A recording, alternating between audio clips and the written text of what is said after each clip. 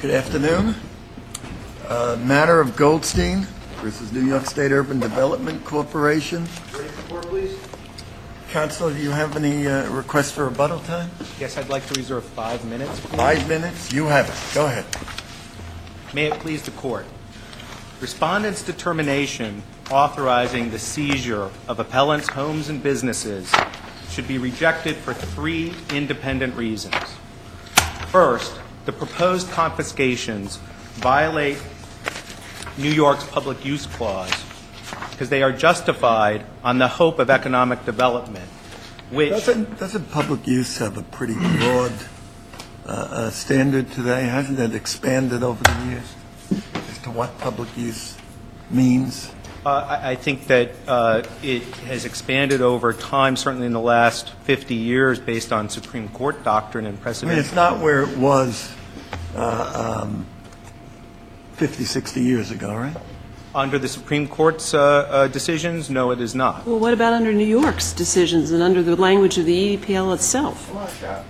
Well, of course, the EDPL itself doesn't control interpreting the New York State Constitution's public use clause. No, but it does say something about, doesn't it say something about, I guess, the way these matters are viewed in New York? It could be interpreted that way, but I think that one first has to look at the history of the public use clause in New York. Well, what do you say constitutes public use? Certainly anything that is owned by the government and open for public use by law constitutes public use. Certainly, historically, starting even in 1821, a common carrier that condemns property for a railroad, a canal, any kind of things like that constitute public use and historically have. Under our Constitution, however, how about Giants Stadium? Excuse me? How about Giants Stadium? Well, it's in New Jersey. Or Ralph Wilson Stadium. We can go with the Bills. It's better Let's for go me. with the Bills, yeah. Okay, I'll go with the Bills. That does not constitute a public use. It's a private one, even though the county owns it? Even though well, actually, I may have misspoken. I did not know that the county owns it. I think an important distinction here is if this arena were to be truly owned by the government and operated by the government for a civic purpose, much like a museum or a cultural institution, you would at least have a better argument that What do you mean by truly owned? Well, here, of course, the reason that there's a series of leases at $1 a year. Mm-hmm. The first is for 33 years, which is presumably the useful life of the arena, I think, by most measures. And then there are 2 33-year options. So although as a technical matter, the ESDC will maintain, as I understand it, the fee interest to the property, it basically has abandoned that for 99 years. And the reason that was done was to comply with some of the language in the Urban Development Corporation Act. Want to provide recreational?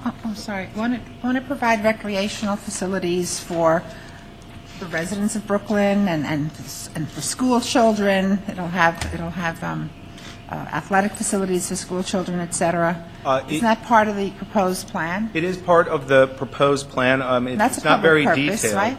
right? Right, but I don't think anybody can argue that its primary purpose is to provide facilities to community groups. Its primary purpose is to house a for-profit professional basketball organization. Under the Yonkers and Kanata cases, didn't we look a little bit broader than just immediate public ownership? It seems to me our definition has expanded somewhat.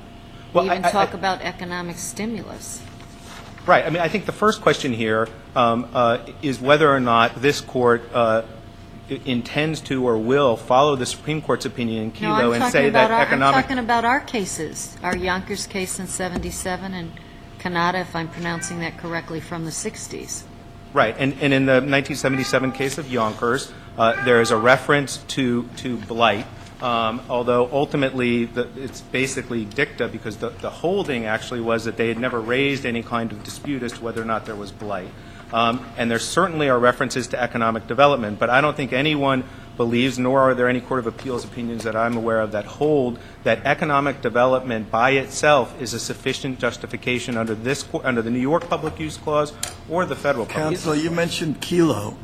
Wasn't Kelo specifically, its application there specifically rejected in Goldstein versus Pataki? I'm not sure. Its application.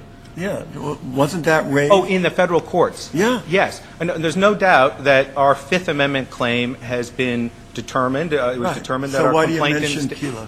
In what context? Well, because since Kelo was adopted, came down in 2005, this court has not had occasion to rule as to whether or not it, under the New York Public Use Clause, it would go as far as the 5-court majority did in Kelo.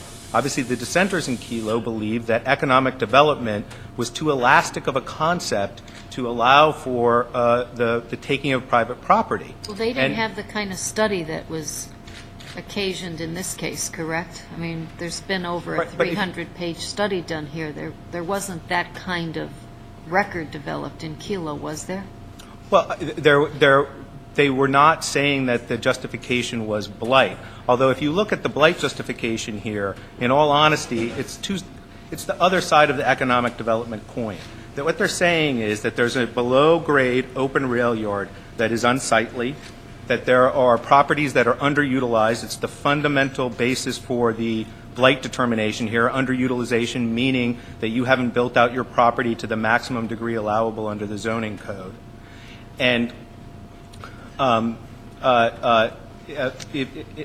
the end of the blight study, what it's all about is whether or not we should be trying to revitalize this particular area, which is just another way of saying should we take these properties for economic development purposes, which was the central question in Kelo, which is the central question that has been left open. And if this court were to rule that economic development is not a sufficient basis for taking somebody's home or property, then at a minimum it would require a remand to the ESDC to make determinations as to whether or not there's a public use determination that can be founded upon the other justifications. There's no question they're relying on economic development. You're looking for a per se rule, economic development is insufficient because I'm trying to understand the rule you're asking us to adopt.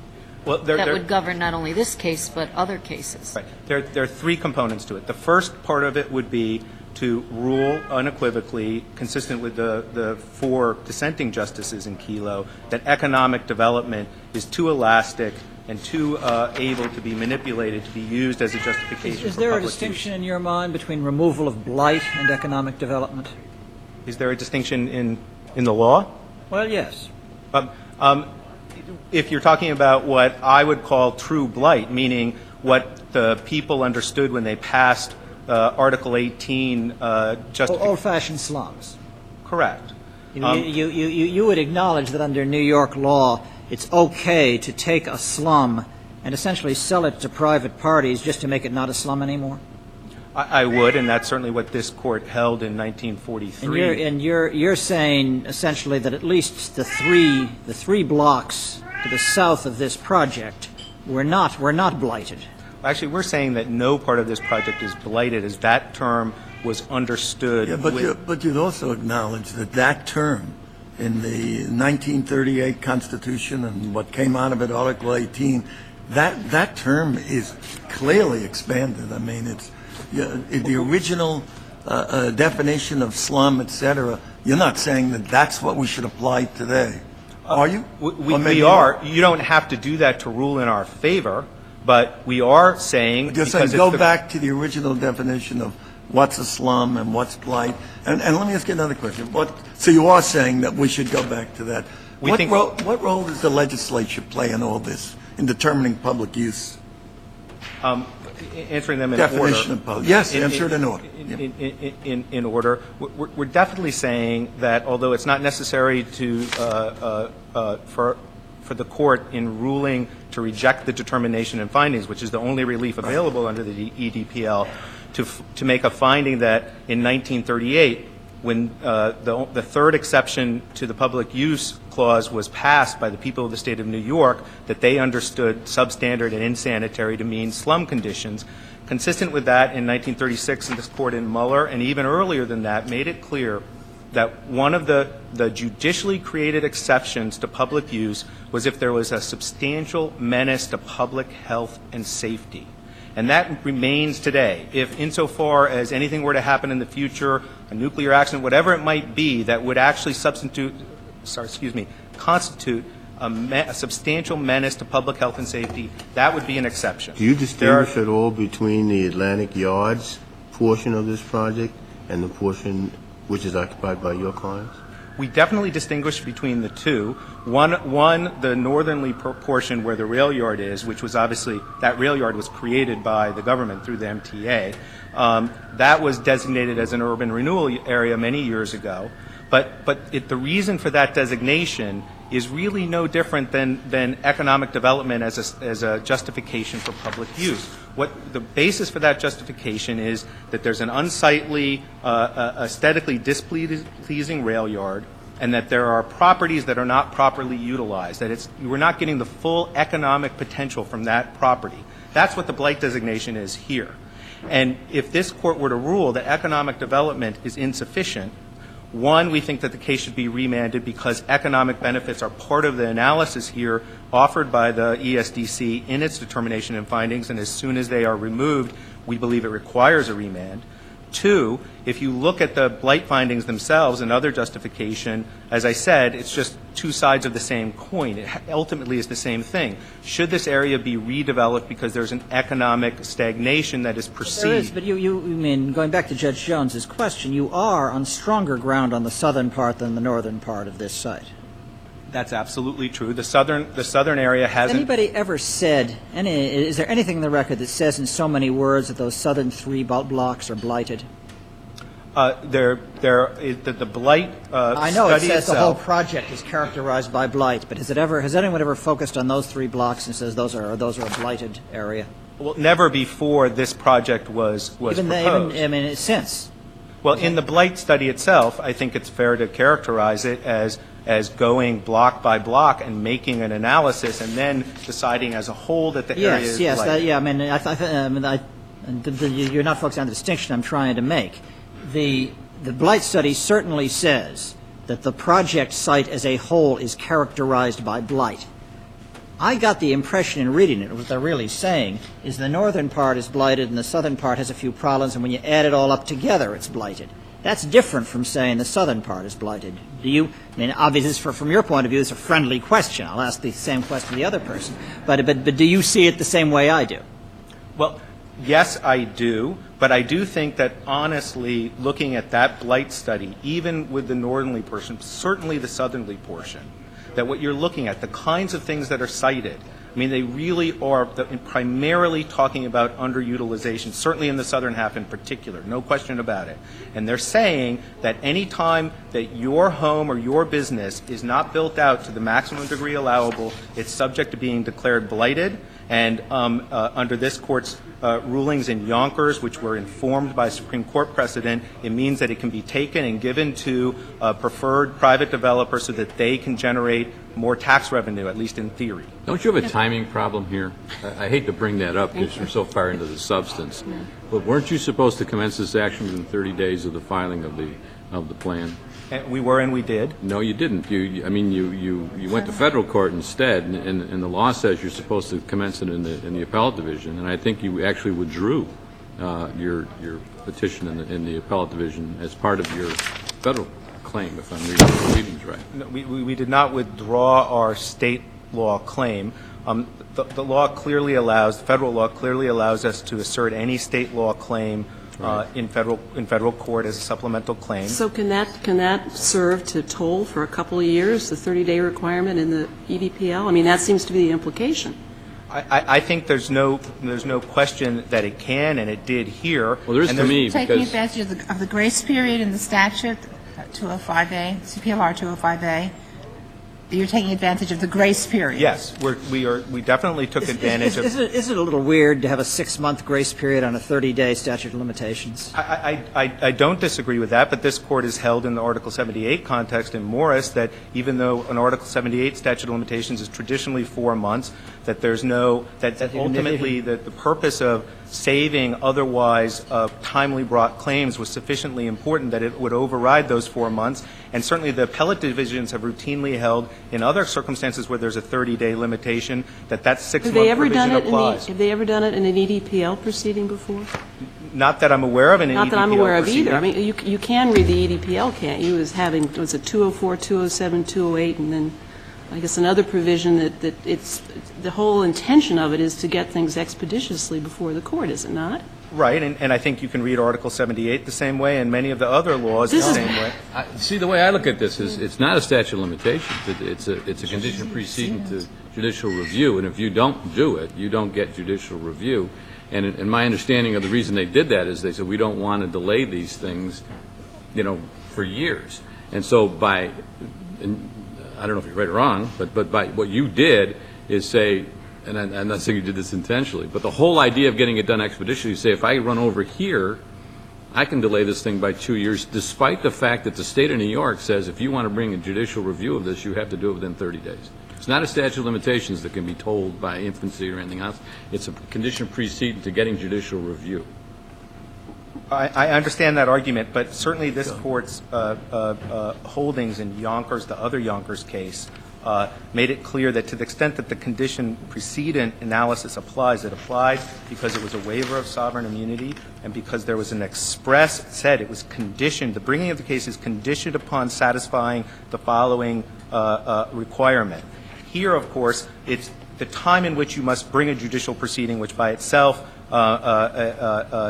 is much more similar to a statute of limitations. But remember, just sticking with Article 78. What's the language of this statute that you would say makes it not a condition precedent? Well, it's not a waiver of sovereign immunity. We'd have to find it's more in the nature of a statute of limitation than a condition precedent to find your action timely here, right? Correct. So if you could concentrate on the statutory language, why should we view it as a statute of limitation and not a condition precedent? Well, what this Court has held in Morris and most recently in Campbell is that in doing that analysis, whether or not the statute is a waiver of sovereign immunity is part of the analysis. That certainly isn't the case here. Whether or not the statute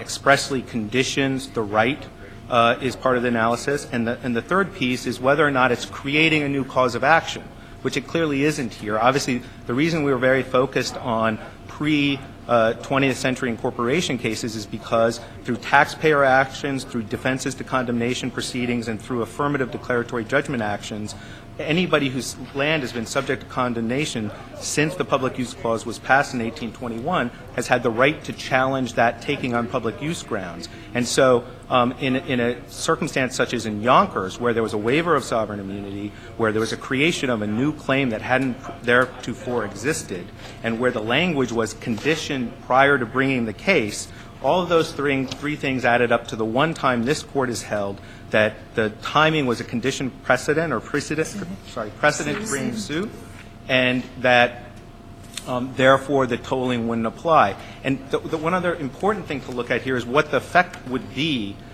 even if this Court were to hold, as we believe very strongly they shouldn't, that the EDPL is different. In federal court, you would still be able to go to federal court.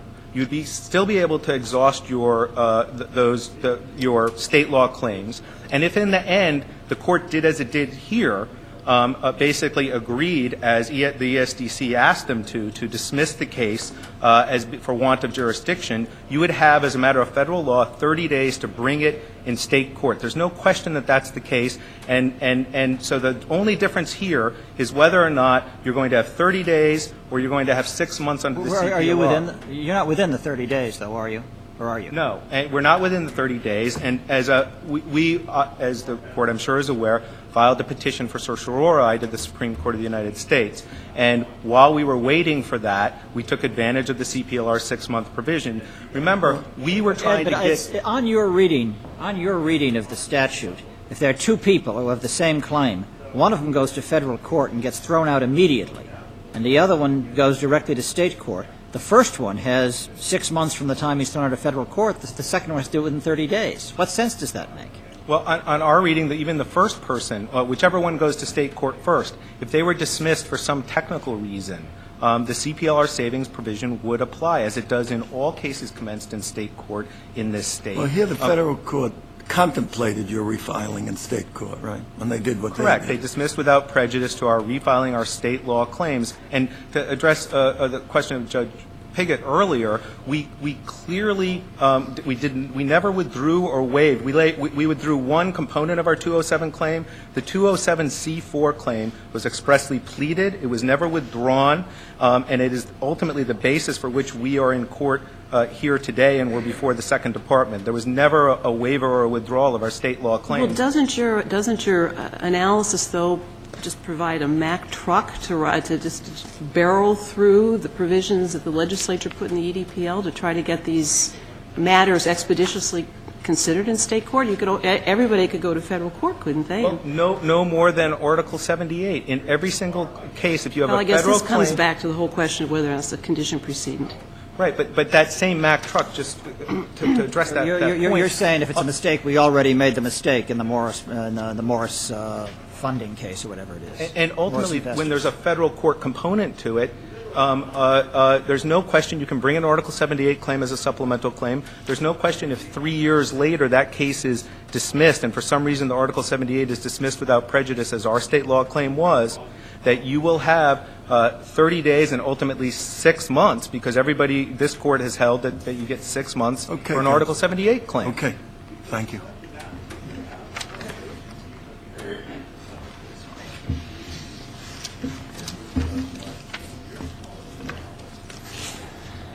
May it please the Court, Philip Carmel for the New York State Urban Development Corporation. I'd like to start with the threshold issue, which is whether the petition was timely filed in the appellate division.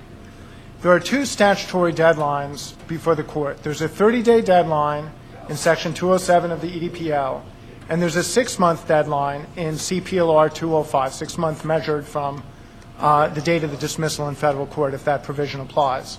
So the question before the Court is which of these two statutory deadlines takes precedence, 30 days or 6 months? The legislature has answered that question. In Section 705... Wait, isn't the 6 months a grace period rather than a deadline?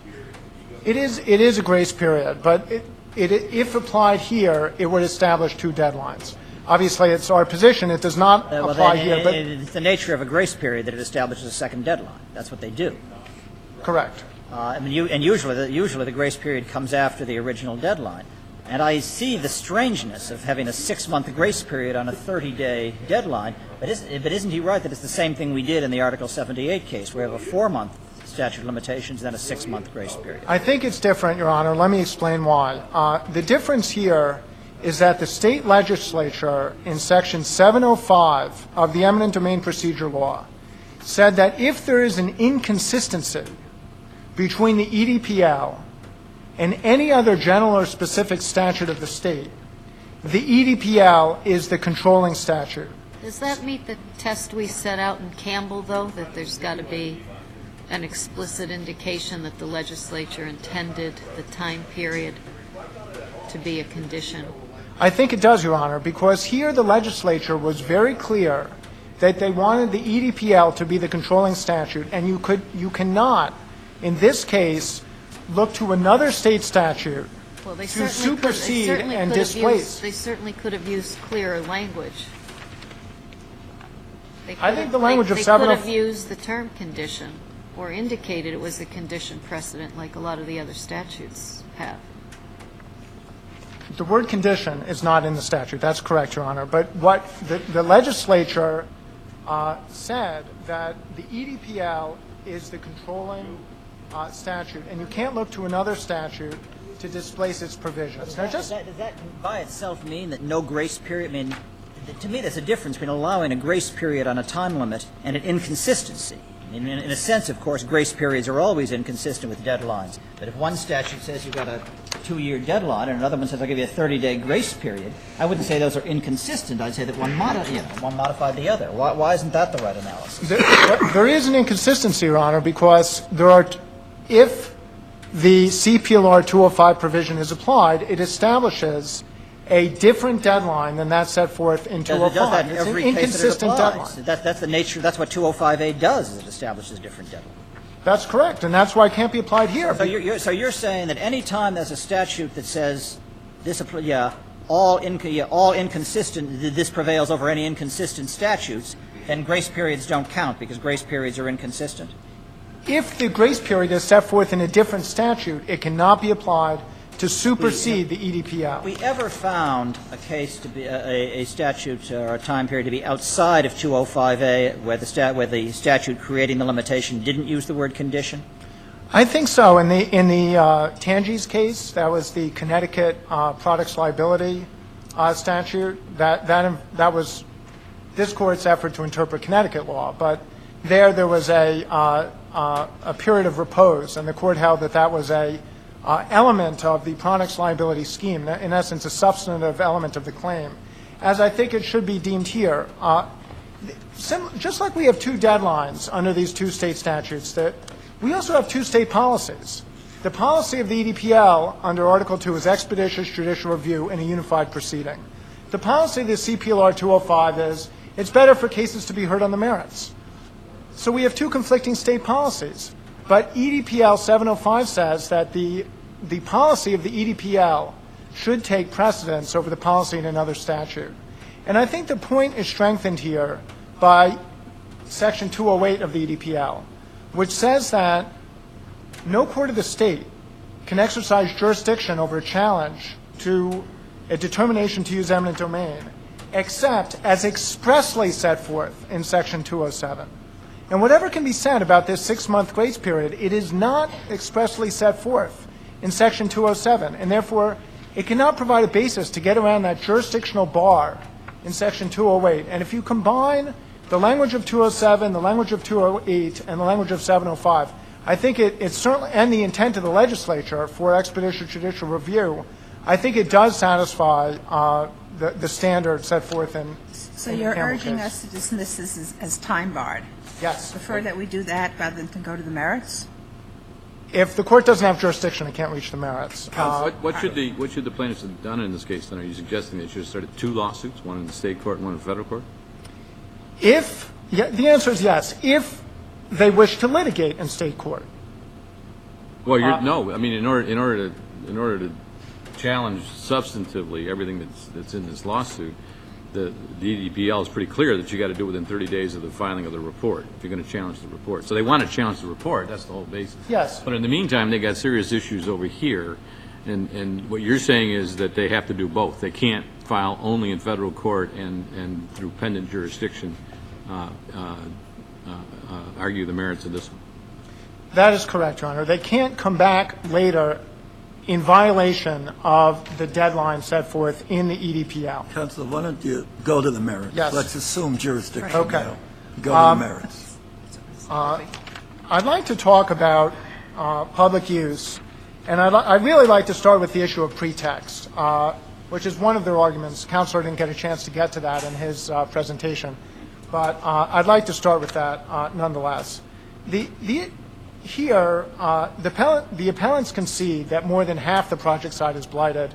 It was deemed blighted by the City of New York in 1968 as part of the Atlantic Terminal. That lets you take the other half.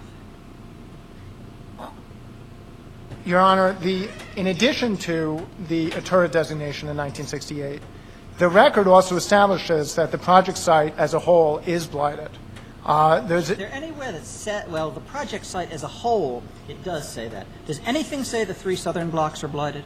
Yes, Your Honor. I would refer, Your Honor, to page 134 of the record. That is a map of the project site. It has every lot on the project site, and it indicates which lots on the project site were found to have indicia of blight. The blight study is very systematic. One or more blight characteristics. That is correct, Your Honor. Well, why didn't they just say blighted properties? Well, I think that the blight study provides objective information about each lot, each of the 73 lots on the project site. It has photographs and very objective factual information. Yeah, but there's a photograph. There are 2 photographs of Pacific Street, going east and west on Pacific Street, and you look and you just glance at it and you see a ruined sidewalk over here and a perfectly normal-looking building over there. It really looks as though Pacific Street is the boundary of the blighted area, and that was the boundary of the urban renewal area. I guess what I'm really asking is, have you gerrymandered this area to fit what the developer wanted to build on, rather than taking an area of real blight? No, Your Honor. The blight study establishes that the project site is blighted, and ESDC had a rational basis for its determination that it's a substandard and insanitary area. In principle, suppose I'm a developer, and I want to develop on an area which is half blighted and half not. Can I buy the property, as much of it I can, hoping to condemn the rest. I go to the government and I say, I want you to condemn this, and they can condemn the whole thing, even though half of it isn't blighted? Well, I think it depends on the facts of the individual case. I think it's very well established from the Cascal case of this court that blight is looked at on the area as a whole, and not every individual lot needs to be blighted. In this case, even if the area is one the developer put together. Well, this gets to the issue of pretext, Your Honor, and I really want to address that straight on. I think that the leading pretext case from this court is Denahan Enterprises. And in Denahan Enterprises, the City of New York was going to condemn 2/3 of a city block. Its stated public purpose was the construction of public parking. But the project was only going to create 17 public parking spaces. So the court said there seemed to be an inadequate nexus between the stated public purpose and what the project would in fact achieve. That's the kind of case where pretext is something that needs to be analyzed. He says you didn't discover blight until you were 2 years into the project. That's not correct, Your Honor. The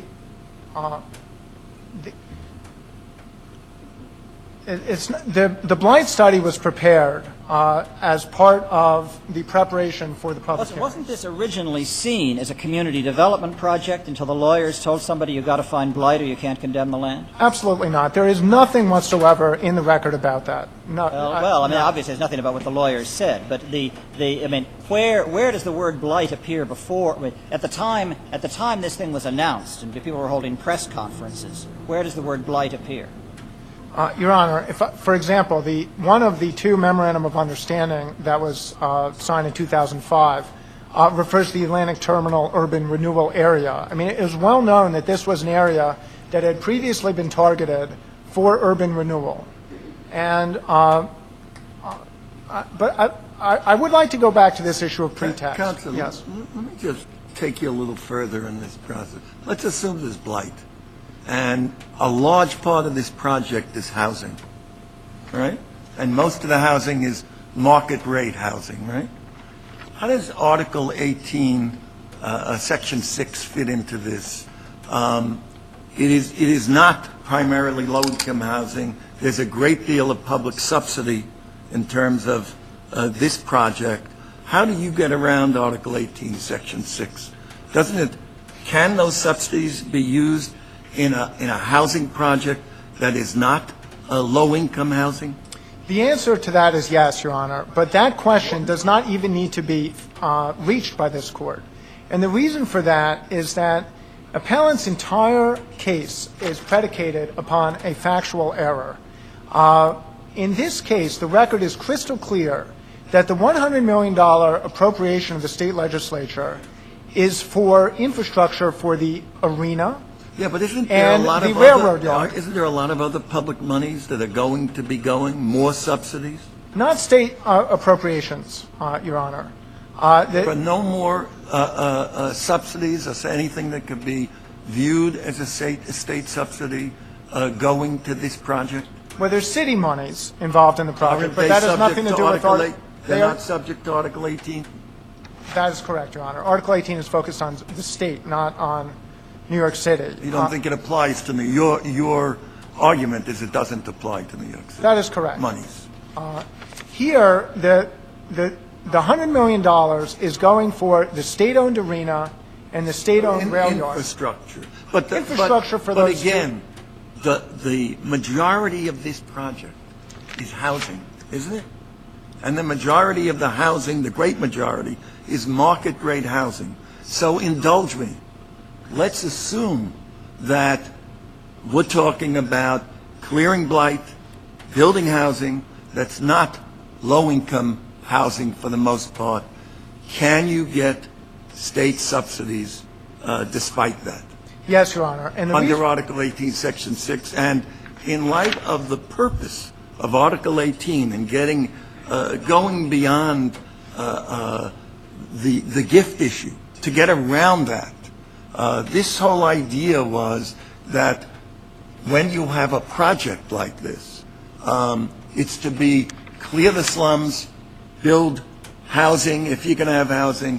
It's low income. That's the whole idea. That's the whole spirit of it. Can you, again, you say that despite what you're saying about the monies that went so far, what it went for, despite what you're saying about what goes afterwards, your argument is you can subsidize this project, even though it's basically a housing project with other civic improvements around it. How do you get there? Okay. First of all, Your Honor referenced... Making those assumptions. Yes, Your Honor. Your Honor referenced the purpose of Article 18. In fact, Article 18 has two distinct and separate purposes. One is the clearance of substandard and insanitary areas, and the other is the construction of low-rent housing for persons of low income as defined by law. This court, in Murray v. LaGuardia, said that those were separate and distinct, and said that it was constitutional for the City of New York, in that case, to exercise the power of eminent domain to clear out a substandard and insanitary area for the purpose of making market rate housing. But the eminent domain power emanates from Article 18 in this case, doesn't it? No, Your Honor. It doesn't? You're doing this and not pursuant to Article 18? It doesn't go back to Article 18? The State of New York had the authority to exercise eminent domain before Article 18 was enacted for a public use, benefit, or purpose, according to the decisions of this court. In Mueller, for example, which came before Article 18, the court held that the two tenement buildings could be cleared because they were a substandard and insanitary area, and the public purpose was the elimination of the blighted conditions, which had an adverse effect on public health, safety, and welfare.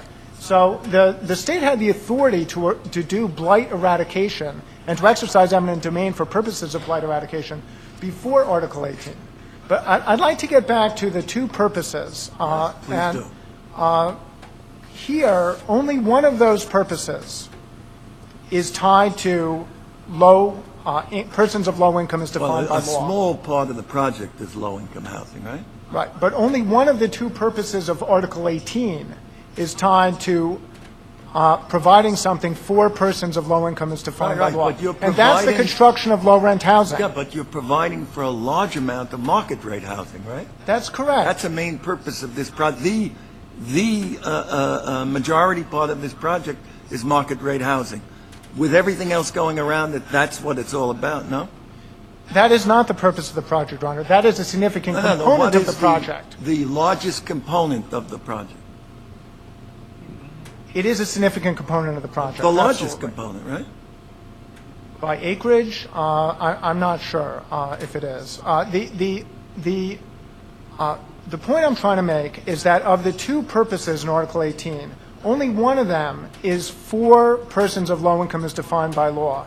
And therefore, when the word project is used in Section 6, and it says that the occupancy of the project has to be for persons of low income as defined by law, it is clear that the word project in that context refers back to a low-rent housing project, because that is the only purpose of Article 18 which relates to persons of low income as defined by law. I understand the argument. Isn't it also the case, from what you said a few minutes ago, even if you're wrong, you say you don't need Article 18 to do this. If Article 18 had never been enacted, there would still be power to take this property by eminent domain? Absolutely, Your Honor. And Article 18, I think, says right in it somewhere, we're only expanding, not contracting the state's power. That is correct, Your Honor. Section 10. So your theory is that the whole discussion of Article 18 is needless because you don't need the expansion, which is all that the only effect that Article 18 could have. That is correct, Your Honor. But my question to you is, if you're getting public subsidies to build private housing, does that violate Article 18? And make this project flawed? No, it does not violate Article 18. In Section 6 of Article 18 relates only to low-rent housing. So if it doesn't involve low-rent housing, it has nothing to do with Section 6 of Article 18. So Article 18, Section 6 talks about low-rent housing, and your view is if it's not low-rent housing, then it doesn't apply. That's correct. That's kind of a but I wanna be simplistic view of this. I want to be very clear. The words low-rent housing are not themselves in Section 6. I think that the word in Section 6 is project, and it says that the occupancy of the project has to be limited to persons of low income as defined by law. Just give me a yes or no to my question. Are public subsidies going to market rate housing here? No. There are no public subsidies going to the market rate housing. The only subsidy identified in the record is the $100 million appropriation to the state legislature, which is for a state-owned arena and a state-owned rail yard. And the state has had the authority to fund state facilities of that kind forever. It has nothing to do with How much Article 18. additional money, state and city monies, are going to this project? I think the record indicates that the city has chipped in another $100 million, and that's what's in the record before the court. All right, whatever's coming, not going to support other than low-income housing. Nothing Other than the going, arena and the railroad. Doesn't the developer get certain credits for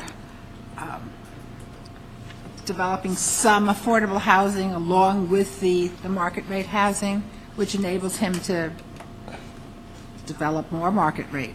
Isn't that in the sense of subsidy? He's getting these coupons or credits? Or? Okay. It's a two-part question. First of all, what are the affordable housing programs used here? And second, is it a subsidy? I'll discuss each separately.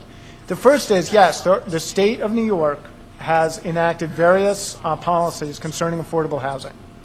Those policies apply anywhere in the state. And the developer is hoping to use some of those policies to construct affordable housing here. But there's nothing unique. That enables him to construct more market housing, too, right? He has these chits or whatever. Perhaps. The mechanisms are not identified by appellants. And more generally, money is fungible. If he weren't getting the subsidy for the stadium, he wouldn't be able to do this whole project. There's a sense in which the subsidy he's getting for the stadium is enabling him to build the market rate housing. What the consequences of the project would be if the state did not provide the $100 million subsidy is not set forth in the record. But they would probably not be good. The developer would have $100 million less to build the project. But the money is going to state-owned facilities. The arena is going to be owned by the state through ESDC, and the rail yard is owned by Long Island Railroad, another state agency. That's not unconstitutional in any conceivable way. What your adversary is saying, that, well, it's not really owned by the state. Well, it is owned by the state. But it's a facade, but they're giving it up really for a tremendous period of time. Well, it is being leased to a local development corporation, which is a nonprofit corporation, and the LDC will be leasing it to a four-city entity. That is correct. But it is a state-owned entity. The leases are at nominal value, nominal rent. That's not true, Your Honor, because among the leasehold obligations are the obligation to pay and retire the bonds that are being floated to raise the capital to build the arena. So that's many, many hundreds of millions of dollars. If I could just switch gears for a moment. We talked before about blight, whether it's blighted. Are you asking us to follow Kelo and say that any public use is good enough, or do you acknowledge that you have to show blight here to justify the use of the eminent domain power? The result in this case is the same whether you follow Kelo or you don't follow Kelo. The project here was approved as a land use improvement project and a civic project under the Urban Development Corporation Act. The ESDC found that the project site was a substandard and insanitary area, and that finding is was rational and is supported by the record. But let me go. I mean, is it the law of New York that if I own a house in an area that the government thinks could be improved, and I have a perfectly nice house and it's a clean house and there's nothing particularly wrong with the area, but it could be better, it could be more vibrant, there could be more dynamic businesses, is that enough for the government to take the house? Under New York State constitutional law, yes, it is. What case says that? I would say the leading case for that proposition would be the Courtesy Sandwich Shop case from the New York Court of Appeals. That case approved the condemnation of 13 blocks of Lower Manhattan to build the World Trade Center with the idea that the World Trade Center would be a tremendous economic engine for New York.